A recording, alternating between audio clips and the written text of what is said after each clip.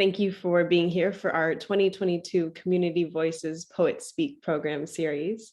Today we are featuring poet Ronaldo V. Wilson. My name is Nia McAllister and I'm the Public Programs Manager at the Museum of the African Diaspora. As we begin, again, I invite you to share where you're joining us from. Though we're gathered virtually, I want to acknowledge the spaces that we're occupying. We recognize that all non-native people to this land are descendant from settler occupiers or descendants of those forcibly brought to this continent. Moad occupies the unceded land of the Ramaytush Ohlone people. We pay our respects to the Ohlone people and their elders, both past and present, who have stewarded this land throughout the generations. We encourage everyone to learn more about the native lands that you occupy by visiting nativeland.ca. Community Voices Poet Speak is an annual series that features local Bay Area poets sharing original work based on the current exhibitions on view at Moad. Today's program is the 6th in the 7-week series, with each Thursday at 5 p.m. featuring a different poet. Next week, we will be featuring all of our readers from this series in our closing reception on Thursday, the 24th at 6 p.m. In this series, the poets have the opportunity to share new work and reflect on the inspiration of the exhibitions and the process of writing ekphrastic work, or poetry based on or about art. The exhibitions currently on view at Moad are Soul of Black Folks, art by Ghanaian painter Amako Boafo, and Thread for a Web Begun, work out of silk by Malawi-born, Johannesburg-based artist Billy Zengewa. As we are adapting this series virtually, we'll be sharing images from the exhibitions on the screen as the poets share their work and speak about their inspiration. Throughout the program, I encourage you to engage through the chat and share anything that stands out to you. At the end, we'll have a short Q&A where you can ask questions directly to Ronaldo, so I invite you to start thinking about those. I want to thank poets and writers for supporting this series. And now it is my honor to introduce our featured poet for today. We are presenting Ronaldo V. Wilson, interdisciplinary artist, poet, scholar. Ronaldo is has PhD and is the author of Narrative of the Life of the Brown Boy and the White Man, Poems of the Black Object, Farther Traveler, Poetry, Prose, Other, and Lucy 72. Wilson's Carmelina, Figures, and Virgil Kills Stories, which will be forthcoming this year.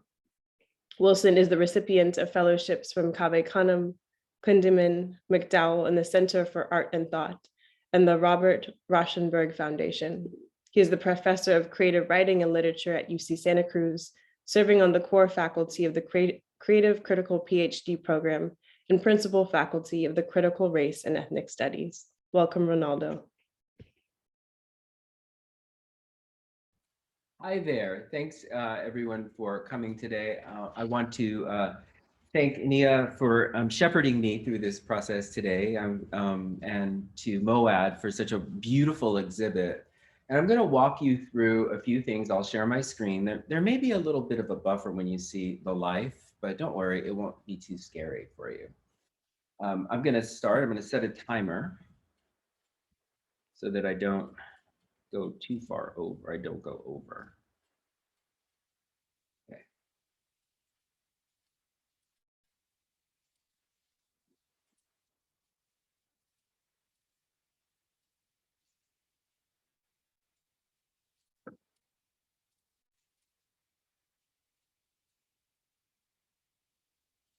Make sure the sound is shared.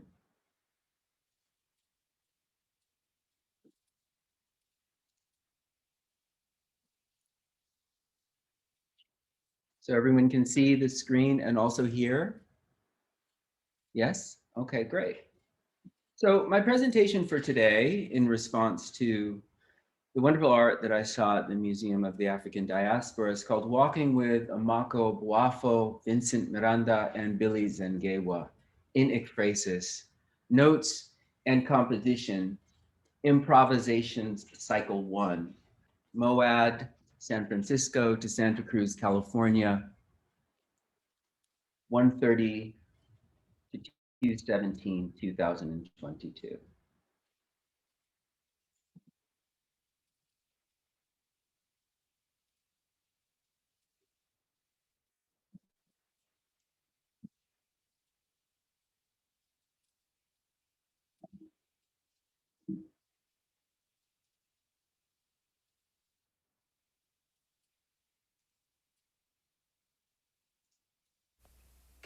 with no fingers and a pin. Where is the rubbing? It's the highway into the unconsciousness. This is the fray between silk and resin, line and defeat, to let go of the gash. You have asked for the ekphrastic or ekphrastic, the elastic sense. You have given over to the pointillist rip. This is the derivation, moving inside of a hand. Perspective I do not know how to render beyond identity, gestures of character. This is the relationship between someone and one someone. As a boy, I would zip my mother's dresses, hold the pins, maybe not be fueled by it all.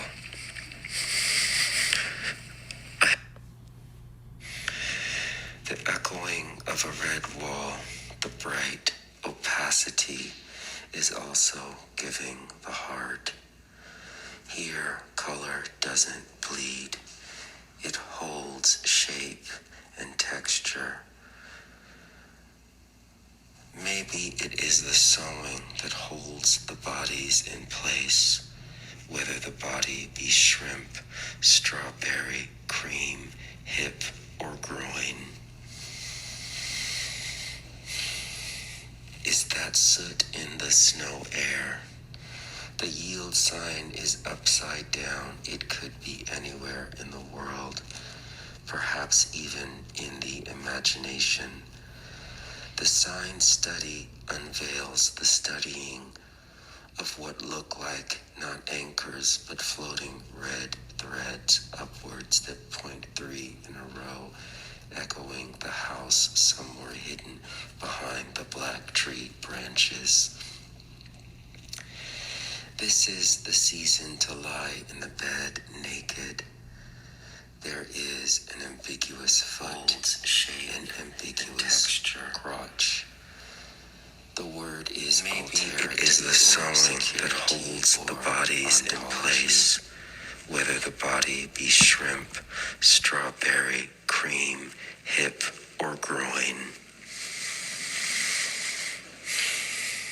Is that soot in the snow air? The yield sign is upside down. It could be anywhere in the world, perhaps even in the imagination.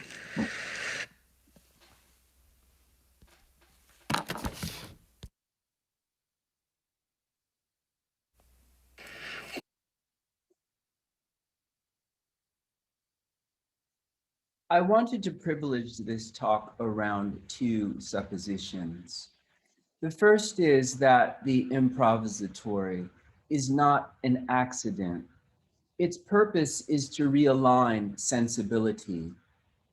What I'm going to do is move myself through this talk as though I am all in, still walking with you.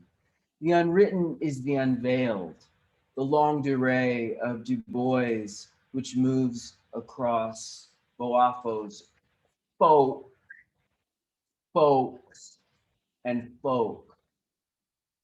To double consciousness, which evoked the sense of Black people constantly having to look at themselves through the eyes of others.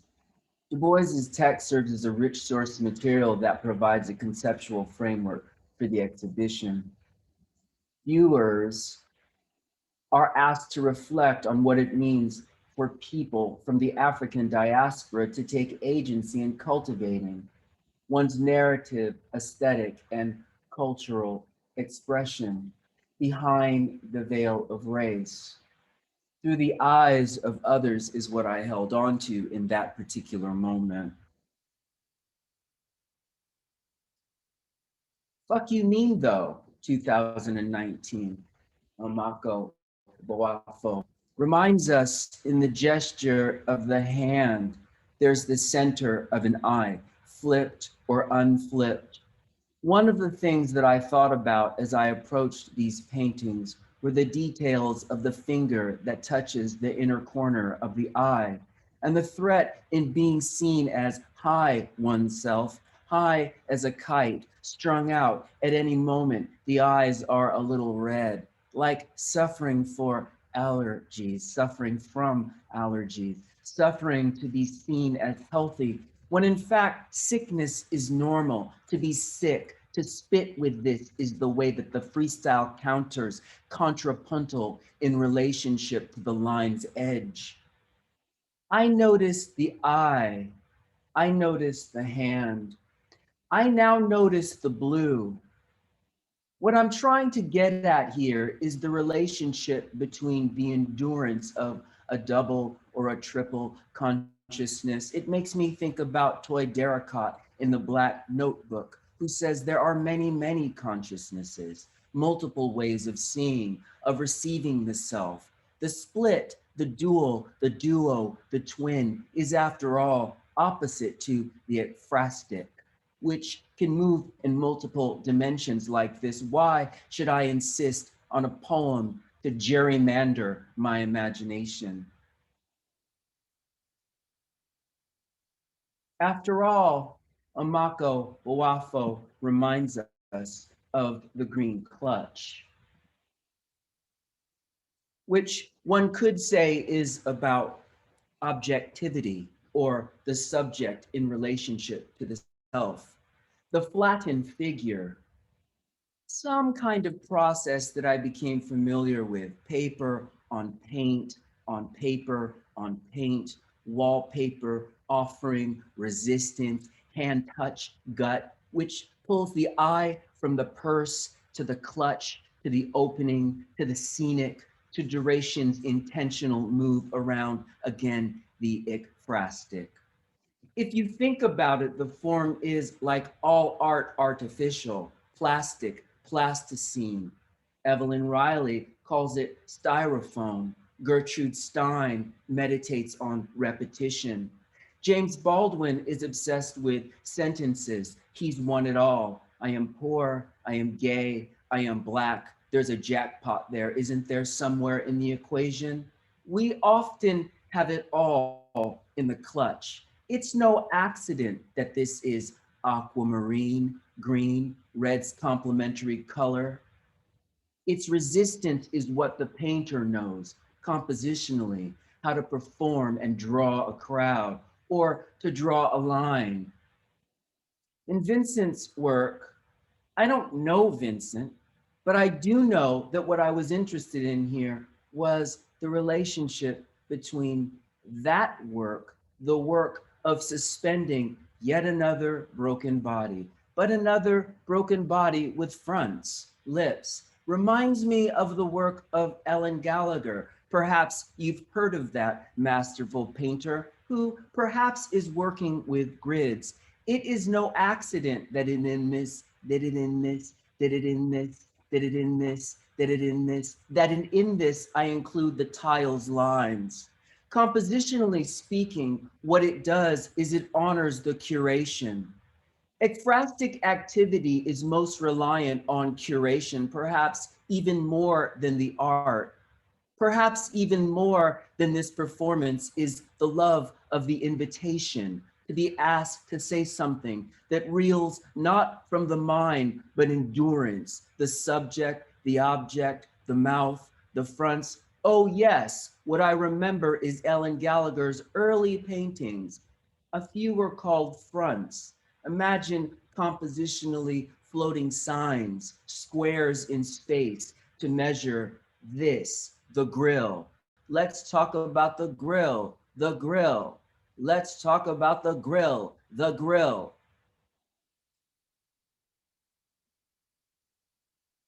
Miranda's work explores the embodied tension of being caught between multiple cultural identities. I might instead say fraught.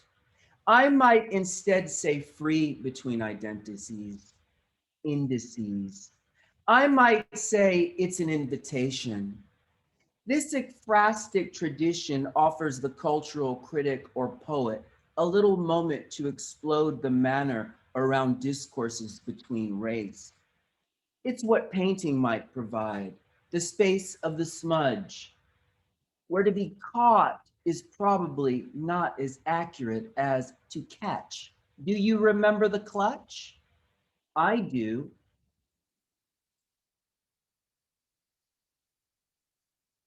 Do you remember Miranda's vase? Out of which extends a black head, out of which one might think about Georgia O'Keeffe's Stamen, out of which one might think about Carrie Marshall's mastery without the E. The apostrophe reveals the head, thick blue lips, thick red lips. Isn't there a flag in the central, the sentience in the center of this lip-drawn image is our America embossed in the shape of, you know, red, white, and blue, or us, nation. But how do you figure this within the context of the Ghanaian colonial in spoilers? Of course, white turtleneck.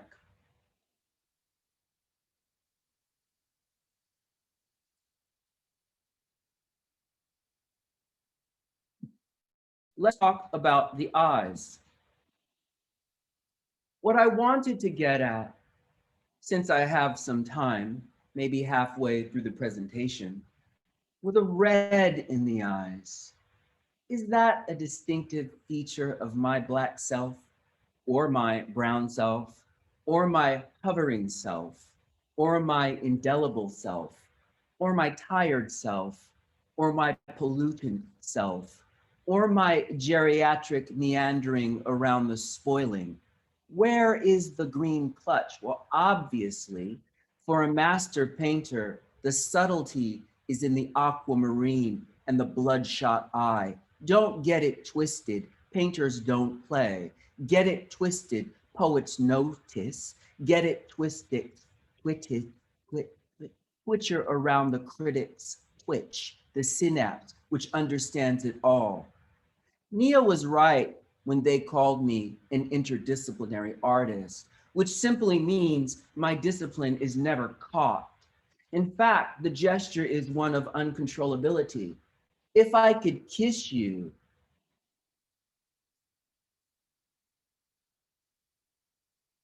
Billy Zangewa, Self-Care Sunday, another fraught term in the terminus of Black life, the leisure, the care, taking care. Oh, go Drake. My characters, indeed, are just living their lives and not looking to the omnipresent audience for reaction. It's a part of the personal move from seeing myself in relation to others to self-awareness. And I think that's being conveyed in the gestures of my characters. Here's the difficult thing. There are two strains, listen up. One is the paraperformative, which is a gesture after Sylvan Tompkins, read by Eve Sedgwick, who talks about the neighborhood of performances, the ways in which the performance happens here and around it is the activity. Next step, the twinning of this, let's say it's Merleau-Ponty, the osmotic performance, the relationship between one body and another body. The assumption is there might be air around there. Ecopoetics performs around the valence of the paraperformative, the osmotic, Merleau-Ponty's invisible, visible. These lineages for me are pure Black, especially when I think about it in the context of South Africa, where I've never been. But in fact, the playing of race in that Americas reminded me of another kind of African discourse as a young boy who was caught washing my face in the bathroom and beaten in Tennessee, but never caught for being mixed. What I'm getting at is that race is gestural in this work. Let's take a look at see this. Let's take a look and see this. Let's not run from our stuttering. Let's not run to stutter for an act of, say, performance as less than the indelible mark. So Zengewa is dealing foremost with identity as well as sociopolitics around gender and skin tone in a gentle, everyday manner. Think about the soap you used this morning, if you choose or chose to use it. Was it gentle to the skin? Can you smell it on yourself? Did it align yourself with your mannered subject self?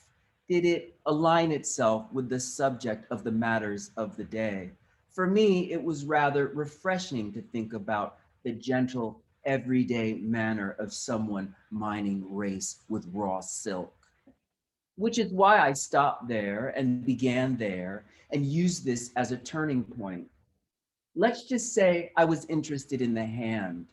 The composition of this ekphrastic activity hinges upon embodiment.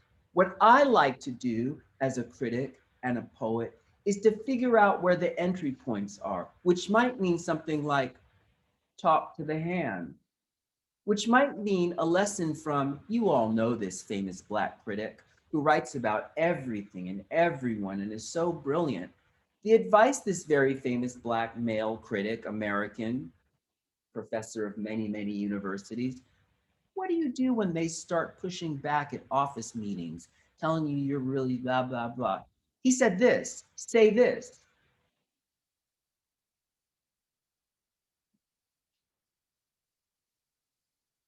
That was a full professor move.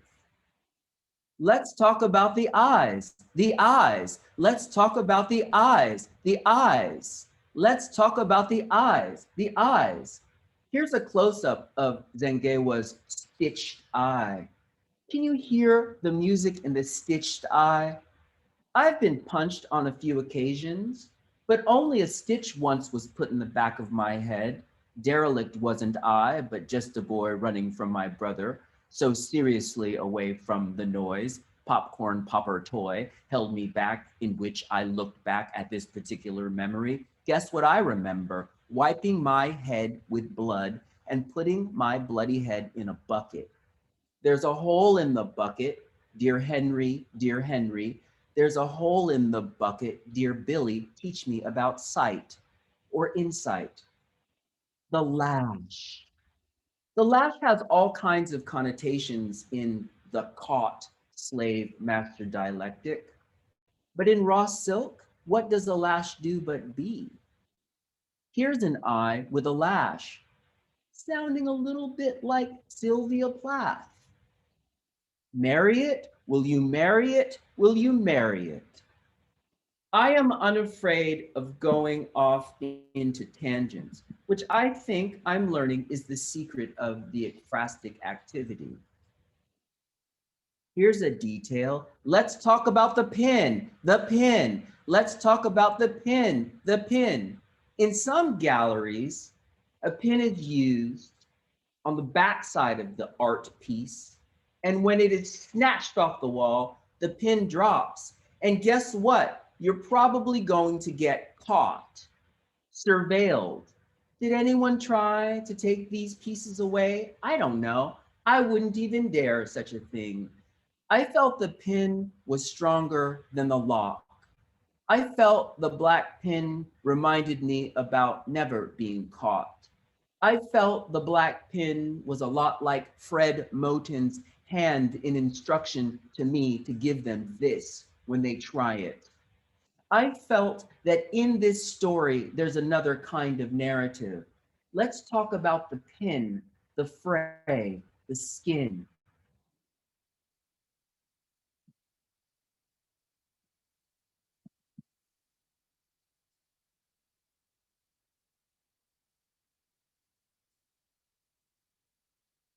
Let's focus on the fray. Sometimes quiet is good. I have about 15 seconds. I'll take 1 minute beyond that, but I won't say anything. I'll just ask you to look.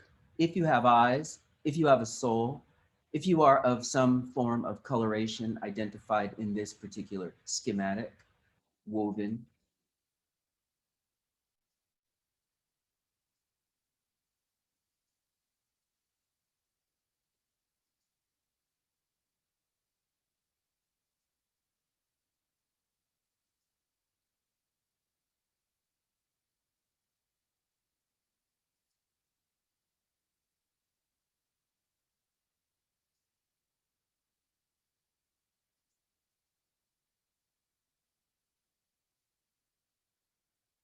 shrimp,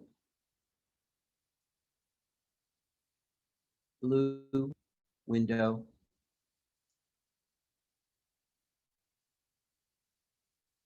morning, foot,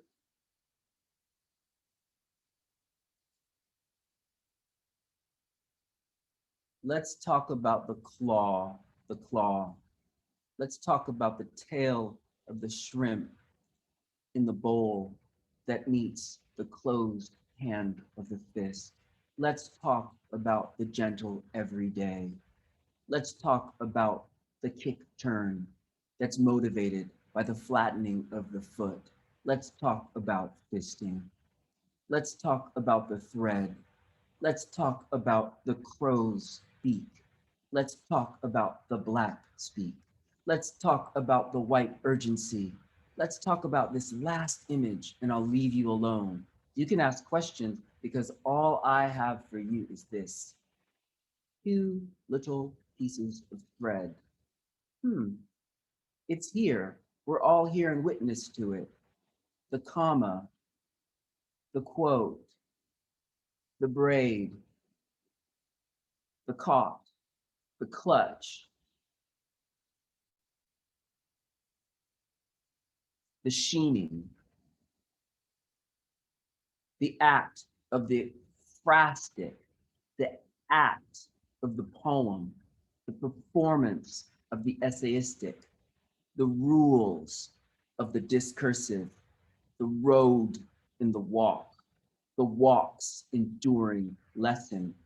Soon I will return to each of these slides and honor them in honor of the invitation beyond the extemporaneous improvisational cue and offer poems, probably in a form yet to be determined by these very single edits. Thank you. Thank you. That was absolutely amazing. Thank you so much, Ronaldo, for indulging me. The presentation, the invitation, all of the images and your words. The combination of everything was incredible. Thank you. Well, the work was so particularly stunning. So, and the invitation, I think it was sort of easy in one way, easy breezy. Mm. Well, I want to invite our audience here. We have time for just a couple of questions. So if you have any questions for Ronaldo about the process, about what you heard, please either drop those in the chat, or if you would like, you can raise your hand and I will call on you and you can ask your question directly. Do we have any questions to start us off? It looks like Roxy has a hand up. Roxy. Hey, Ronaldo. That was so brilliant. I don't even know where to begin, but I will say that the last stuff that you were saying about being sewn, in a way I started thinking about being sewn as being seen or being caught or being pinned. And it made me think about Nate Mackey's piece on Conte Moro on, Lorca's Duende and Miles Davis's Saeta, which means to be pierced. And that's transgressive, getting underneath, drawing blood. And I kept remembering what you were doing at the beginning with red and red. And I wonder if there's something there about,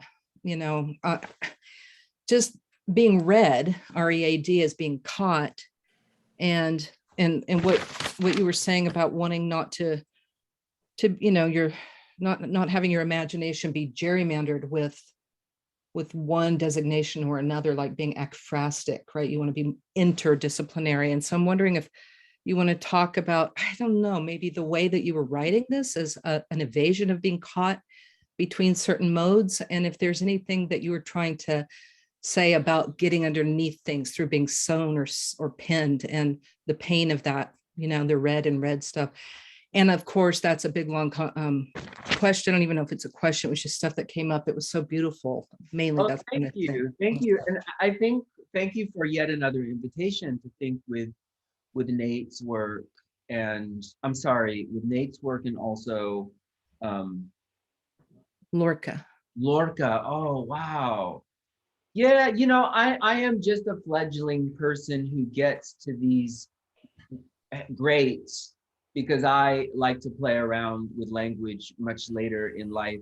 And I think maybe to kind of think about it is, in fact, the title of this talk in some way was Sewing, and it was so wing, and it was also WING.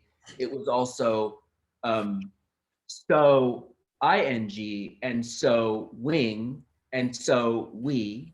And I think part of what I'm invested in is to allow the kind of process of making and to trust in a way that perhaps all of the work is done in terms of the practice. So that the idea of, and I wanted to also maybe address this question from Yeva,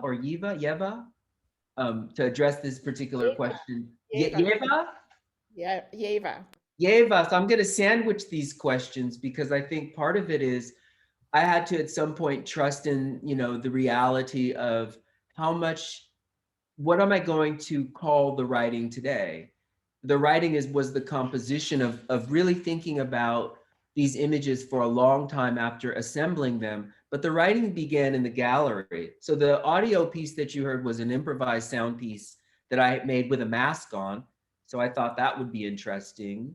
And then to keep going back to the sewing and all of these different pieces together, because the pieces, my mother made a lot of clothes growing up. So I grew up with patterns, and one particular memory I have, which I've written about a little bit, was jamming my foot on a seam ripper and having it go in the inside of my, you know, my foot, like right here. And I remember staring at it, and my brother pulling it out or me pulling out and the blood coming out. And I just can't quite separate that from my mother's pincushion. And that sort of assemblage of placing the instrument back into the form of work is radically so far from Nate Mackey, so far from Fred, so far from anyone but that particular boy in Guam or Tennessee, the son of a Filipina exilic mother and the African-American dad, and the feeling of both love and pain at that moment. So I think what's heartening is understanding that the evolution of that scene gets me maybe to what you're talking about, both of you are talking about, the kind of compositional sense, but also the lineages open up. Because those are, for me, those are diasporic clutches. They can only be rendered through interdisciplinary work. I think I'm just a snob in a way. I'm sorry for saying that. One can drive a truck and figure that all out, right? I just happen to be a writer, so I think everything revolves around me. Sorry. I would love for Shah to have a chance to ask a question as well. Hi, Shaw. Hi, Ronaldo. Yeah, this was such a great experience. I really enjoyed the film to start with. I think in some ways you may have already started to answer my question, because I was going to ask about the way that you played with like language in your performance. There was a lot of like intentional inflections of tone and pace, and like you played with spelling and repetition of words, and just like, I was just curious about that process, and if you use that outside of this exercise in doing ekphrastic poems, and if that's something that's part of the larger arc for you. Well, you know, thank you for noticing. Yeah, it's part of the project. I love improvising.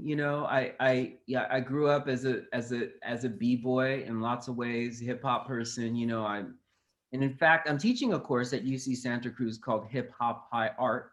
And for the first time in my entire life, I have this fantastic book, which I would grab for you it's the Anthology of Rap, but some of you may know it, by Adam Bradley.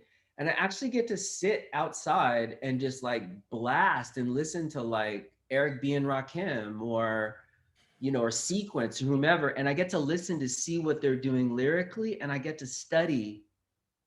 And I get to understand that that's the first music of understanding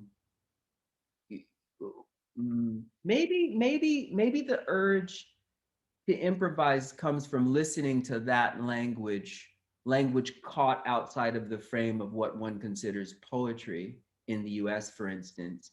For instance, I never encountered a single rap artist on any major poetry list at Berkeley, NYU, the CUNY Graduate Center, ever. Hello, how, why, what? So, but I think working in that form, the short answer is I improvise in performances. I also give lectures, as part of my practice as a scholar. And I'm beginning to understand part of the process might be the study and the obtaining of the information and the delivery of it. I always think about what June Jordan says. She was one of my first poetry teachers, and she would ask, or she asked all of her students to say, for who is this poem for? You might ask, who is the dissertation for? Who's the lecture for, right? I mean, I could do the lecture drag, and clearly I could write a talk on this. It could be really transparent. But what does it mean to be prepared enough to move into traditions that honor, these other lineages, the lineage of my mother or my father, or these rap musicians, or Bill T. Jones, or like people I love, Roxy, like people who just wow out, that I've known for many years. And also by extension, where are the other constellative families that are so far away from the university and the lectern and the drama of the right way, And so part of it, I could go on a little bit, but what I will say is that in rereading Trisha Rose's Black Noise, and I don't remember the exact chapter, but what she talks about is,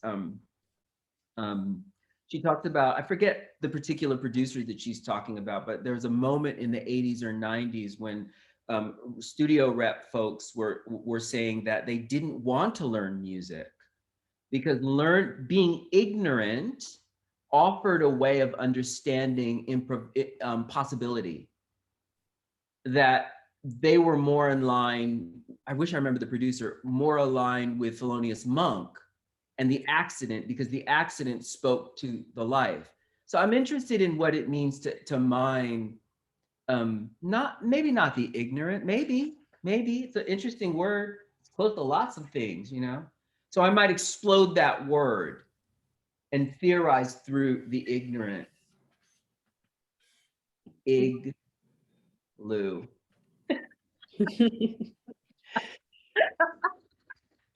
Thank you so much, Ronaldo. This is just such a rich conversation, and it's so valuable getting to hear all of just like the iterations and the brainstorming that comes from this process. And I know we had wonderful conversations beforehand, and we could all talk for hours because there's just so much to explore here. But I invite everyone to participate in our closing reception next Thursday, the 24th, where half of our poets who are performing are actually in this room right now. So that's very exciting. Both Shah and Yeva will be reading alongside our other 3 poets. And so it should be a wonderful couple hours celebrating this process of writing ekphrastic work and having all of these poets in conversation. So I encourage you to all join us. It will be online, it will be on Zoom. We'll be putting that information in the chat so that you can be a part of that presentation. And I want to thank you all for being active participants in this program. We are about to hop over to another poetry program following this. I host a monthly open mic with Moad every third Thursday from 6 to 8 p.m. And so if any of you would like to join us in that space, that will be beginning shortly. And we have the wonderful Daryl Alejandro Holmes as our featured poet. So again, that information is in the chat. And finally, I would like to encourage you to take a couple moments to fill out our program survey. We really do appreciate hearing from you and in hearing all your feedback so that we can inform all of the programming that we do. And lastly, continue supporting Moad, whether it's through membership, through donations. The exhibitions on view will be up through the end of this month, the 27th. So I highly, highly encourage you to come visit the space, see the artwork in person that we've been witnessing and experiencing today. It's truly incredible. So thank you again, Ronaldo. This Thank was you. absolutely Thank wonderful. you, everyone. It's really, really lovely, and I hope everyone is so happy tonight and enjoy. Thank you very much. Thank you. Take care, everyone. Bye. Take care. Bye. Thank you.